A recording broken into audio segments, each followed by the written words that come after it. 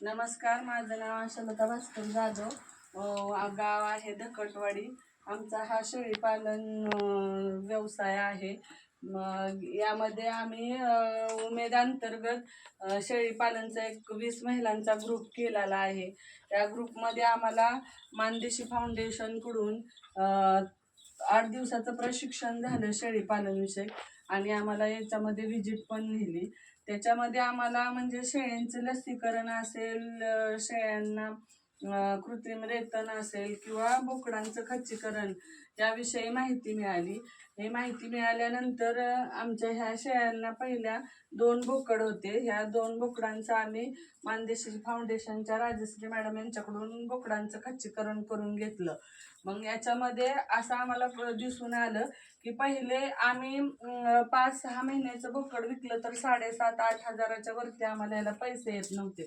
परंतु आता आम्ही बोकडाचं खच्चीकरण करून घेतलं तर एक बोकड आमचा 10,500 रुपयाला गेला. म्हणजे आमच्या 21,000 2 बोकडांचे झाले. म्हणजे खच्चीकरण केल्यामुळे बोकडांचं वजन वाढलं आणि मांस पण वाढलं. त्यामुळं त्या बोकडांना किंमत चांगली आली.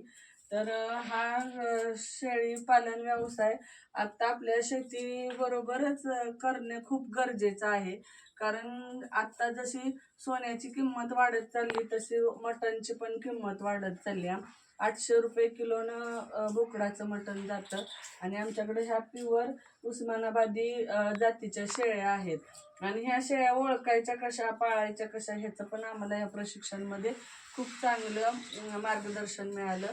तर मी सगळ्यांना विनंती करेन की सगळ्यांनी शेळी पालन व्यवसाय करणे खूप गरजेचे आहे.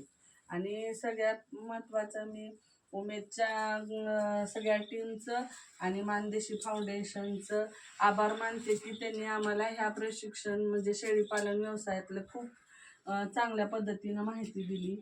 त्याबद्दल मी मानदेशी फाउंडेशनची आणि उमेदची पण आभारी आहे.